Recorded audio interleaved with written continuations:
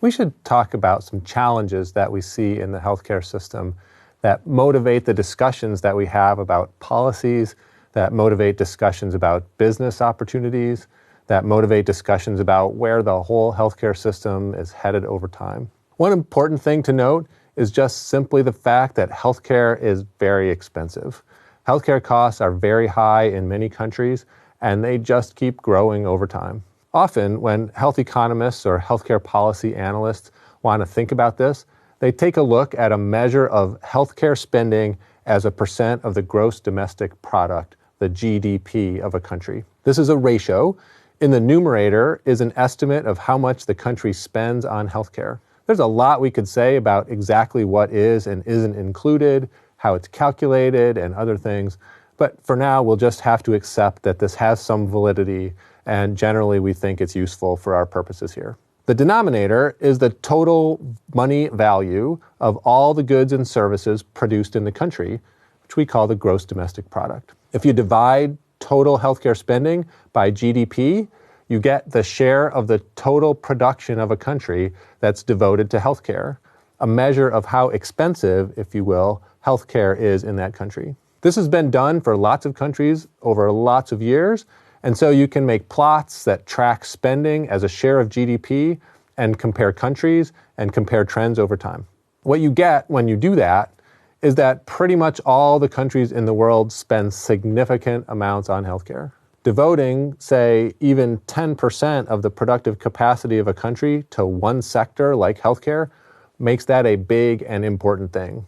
And some countries at the high end of comparisons like this may be more worried.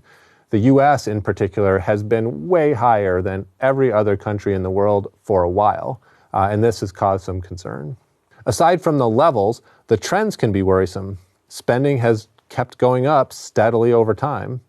Once we pay the bill one year, often we turn around in the next year and we've got to pay a bill that's higher yet, which of course can make people a little stressed. High and increasing costs prompt a lot of questions. One of them is, why have there been increases over time? A lot of investigation has been done on this, and it highlights a range of different factors. Populations are getting older, for one thing. For another thing, over the long course of the past several decades, population incomes and living standards have increased in many countries, and with that tends to come more healthcare use. In some countries, particularly in the US lately, it looks like price increases are part of the story. By price increases, I mean increases in the amount of money we pay healthcare providers for any particular service. If prices go up over time faster than inflation, even if we don't do any more healthcare, then our spending will go up too. Many observers have also focused on increases in technology and the capabilities of the healthcare system. That often goes with increases in utilization, and those are an important part of the story of increasing costs. The specifics, of course, vary from country to country, but this all suggests an important thing to keep in mind. When we're thinking about increases in technology and utilization, a chunk of the increases in healthcare spending that we see are associated with that and with the arrival of new and often useful things we can do for patients. That can be a challenge. High and rising spending has also pushed important questions about value. Is the healthcare we're using worth it? Are the prices we're paying fair? There's been a lot of discussion of these questions, more than we can get into here. But maybe it's enough to say that it's clear that there is a lot of really useful healthcare being delivered around the world. But at the same time, there are opportunities for making sure that we eliminate waste and work on improving value in most countries. In the US, in particular, with the world's highest healthcare spending, there's evidence that alongside the good things that are done are also plenty of cases where we do things that look like they cost a lot but may have limited benefits for health. These are deep and complex questions for healthcare systems, and they present opportunities for improvements and opportunities for lots of discussions. Can we find ways to develop the kinds of medical interventions that steer us toward health improvements with good value? Can we improve our delivery systems to get a better mix of services delivered efficiently?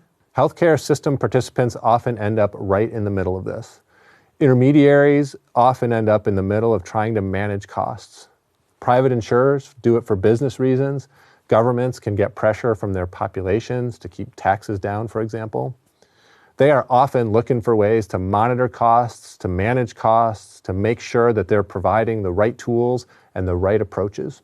Healthcare providers, physicians, other professionals, hospitals also end up in the middle of this. That's where a lot of the care gets delivered. So there can be a lot of attention on providers to think about and manage the services that they're providing. Individual patients often care, particularly to the extent that they have some skin in the game, if you will, some out-of-pocket costs. Questions about healthcare spending, healthcare costs don't seem like they're going away anytime soon. They are likely to continue to be a driver of our discussion and a driver of a need for innovation and ideas.